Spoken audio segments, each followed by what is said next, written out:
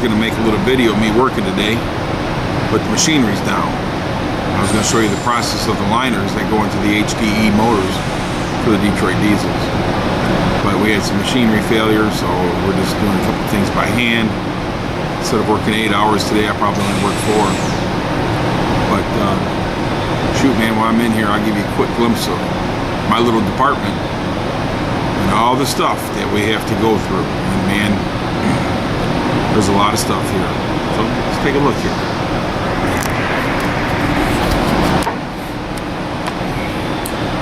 These are the blocks that come in. And these blocks, we have to derust them. Sometimes I have to do some grinding on them because they got too much stock or something on them. You know, so that's a lot of work there sometimes. All of our blocks come from Germany and Africa. It takes about 30 days for them to get shipped over here for one load of blocks. And a lot of times, being on that seawater and stuff like that, they get rusted up or, you know, start to sweat and that.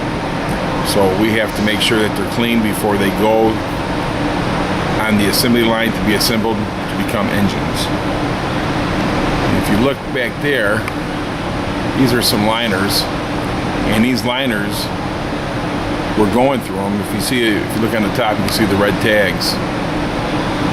We got to go through each and every one of these liners to make sure they're not rusted, they're clean, and they're ready to go. Some of them might be able to get re-washed and then put through, and then you'll be putting in the block. These right here are all bearings. So what happened when the vendor sent them over here, they got the 15 and the 13 liter bearings mixed up in the packaging. So we have to go through each and every one of these boxes and make sure what part number is what. And we have a ton of them. There's probably about, just on a guess, 25,000 bearings we have to go through on those. And that's it. Yep, this is my department. And look, we even get bicycles. Woohoo! Yeah, baby. So this is it. And if we get started over back in liners, get things going over there, I'll take some more video of liners of the stuff we're going. Back here in the back is Axle Alliance. They make all the axles and the front steering for Freightliner trucks. Our engines go into those Freightliner trucks as well. So, all right, guys, peace out, and I'll get back with you soon. Thanks for watching. Guys, we're in liners, they're down, but we're going to go ahead and take a look at what they do. This is a loading point. They load from here to the conveyors here. And what this is, they'll pick it up from here, put it on a slide, and it slides into here, which this is the bore. So what they do, they bore the parts out in here. What it'll do, the part will come down over those, and it'll cut the inside to get them ready to go into the Op 30. I'm sorry, these are Op 10s that go into the Op 20 after this. Then after they get out of the Op 10s, they come along over here to the gantry. And the gantry is this thing right here that runs along.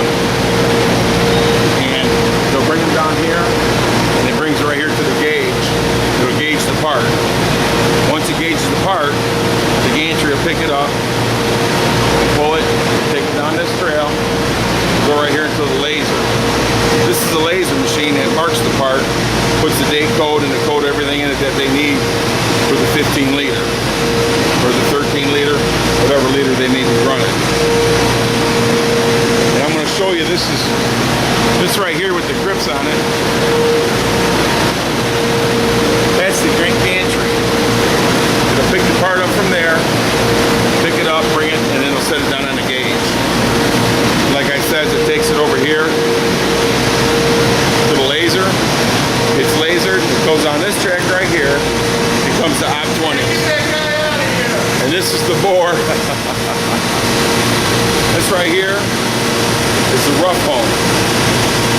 So it'll be rough honed here, and then it goes side of there, comes back out to this line right here, goes down and goes to the back up here, and here's another gantry right there. See the clamps on it, they go down and the clamp pick that up, come across here, go back over here, and this is where we get to the op 30s. We have 2 op 30s, 2 op 10s, and what this does, this right here cuts the part the size to where it fits into the block. So is what it does, it cuts the groove here, and there's another groove down in here, so that gets it all sized up before it goes in the block. And if you look at this, it's got one pedestal in there. See the part sitting on it? And it's got about 10 tools that make different cuts on that part. I know, it's hard to see because inside of these machines are dirty. Right here. Both the same on both sides. Then it'll pick it up out here, bring it to the gantry right here, and this is the gauge it'll measure it. So this is what we got right here. This is the gauge. This is the measurements on the part. And after it takes it from here, it goes down here to the finish home. Like I said, we're down. It's like we're not doing anything right now. So the gantry, the clamps, it brings the part, sets it here, and it goes down through here onto this track and goes into the finish home.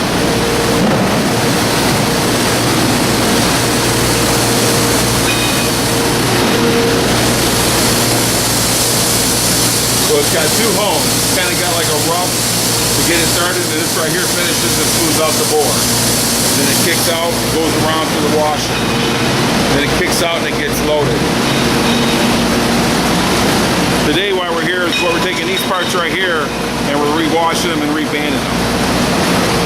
Get them ready for the weekend for the guys so they can run over on the block line. This is where it kicks out.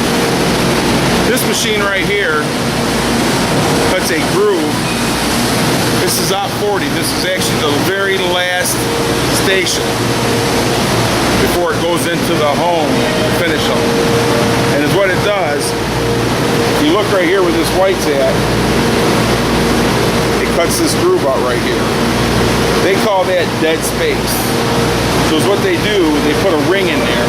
So that way, when it catches all the soot and that, you know, inside the liner right there. So that way, if you ever pull the liner out, you can take that ring and pull it off, and then that way you put another clean ring in there, you ain't got to worry about the soot. Alright guys, this is what it is. This is what I'm supposed to be doing today, is running these machines, me and 3 of my other crew, and we're not. So, figure I'd give you a little show what's going on. You guys have a good one. I'll talk to you here in a few minutes. Well, now that I'm back out of that noisy area, I figure I'd get back with you guys. Yeah, when the parts come out of the op 30s, they don't go into the home. They actually go over to op 40, which cuts that groove. And then after it cuts the groove, it'll measure that, and then it'll take it to the home. And then it goes to the home, and you got a semi-finish, and then you got a finish.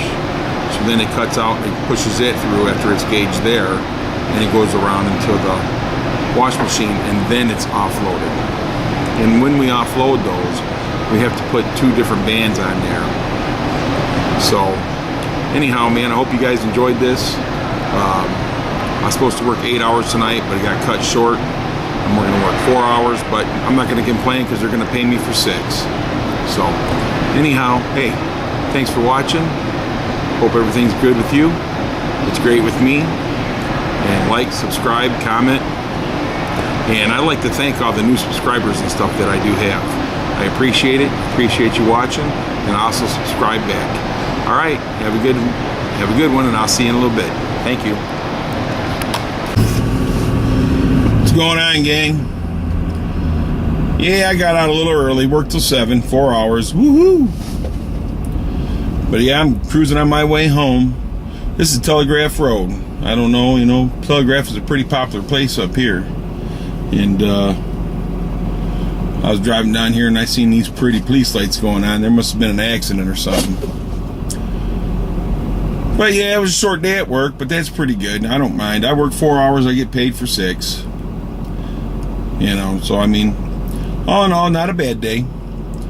I'll like it next Thursday when I get that check. Yeah, buddy. Well, especially after the, IRS gets a hold of theirs. Woohoo! I hate to see that. We work hard for our money and they take it.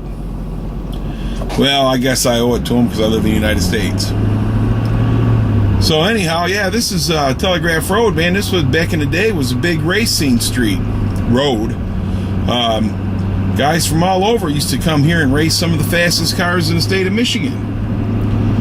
And I remember when I was just a kid, teenager, I got that Mach 1, and I used to bring it out here. I was, 18 years old, and I'd get in here and I'd whip some of these older guys that had cars, and they'd come out, they'd follow me back and yell at me and tell me I had nitrous on my car and everything else. When I was 18 years old, I didn't even know what nitrous was. I thought it was laughing gas or something, something you got at the dentist. I didn't know you could put that stuff on cars. So one time I came out here, and that Mach 1's always ran pretty good. It was a pretty stout car. And I come out here one night, and I race this old boy in a Corvette. Well, we all know those old 76 Corvettes in it. They're not the fastest in the world. Those cars, as a matter of fact, they really killed them with that emissions and everything on those cars. So those cars are never really that fast.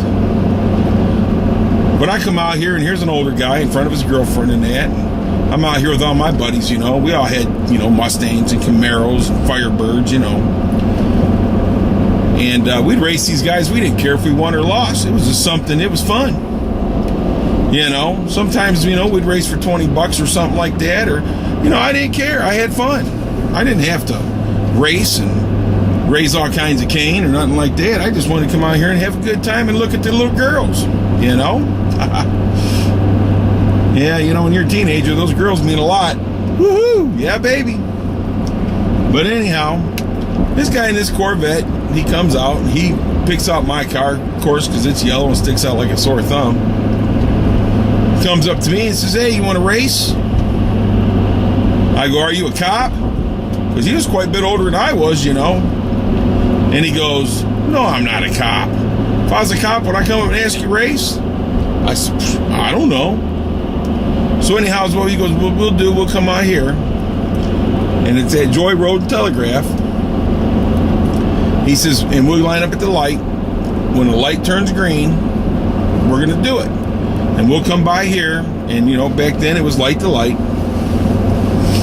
And we'll come back here and we'll talk about it. So I said, okay. So we get in our cars, and I pull around there and I come up. And he pulls up next to me, and I did a little brake torque, to heat up my tires. And he just looked at me and laughed. Like I was, didn't know what I was doing or something. Well, apparently I knew a little bit more than he did, because I spanked his butt. And I mean, I spanked his butt good. And I come back around there and I pulled back up and got back in there and pulled next to the restaurant that used to be there. And he gets out of his car and he goes, "You got nitrous on that car." I says, "Nitrous?" He goes, "Yeah." I go, "Man, I don't even know what nitrous is." And I had 351 Cleveland. It's a 4-bro motor. It's an M-Cold car. And the car ran good. It ran extremely well. We put a little bit bigger rear end in it, and I had a C6 trans with a good shift kit and stuff in it. But the motor and everything was all stock. That was back with the dual point distributor and all that good stuff, XL coil, You had that big yellow coil under their hood. You thought she was cool. Worst coil ever made. Oh, telephone. All right, I'll get back with you guys. All right. You got to talk to the wife. She's the boss. But anyhow, that old man wanted to whip my butt. I'm telling you. Open your effing hood, he says. I says, okay, whatever. And so I popped the hood open, and you know, I didn't have it. He said, "You got that running underneath your manifold." I said, "I got what running underneath my manifold?" You know, I mean, come on. He goes, "What do you got, it up underneath your glove box?" I says, "Dude, I don't even know what nitrous is, man. I thought it was stuff they give you when you went to the dentist or something. I don't know nothing about no nitrous." Yeah, man, I tell you, people back then, there was something else. You know, this guy, he wanted to be there. I was just a young teenager. I probably should just let him kick my butt, is what I probably should have done, but nah, I ain't in all that. But anyhow, all right, guys. I just figure I made a long enough video between work and driving home down Telegraph Road, and I will be getting with you soon. Have a good one.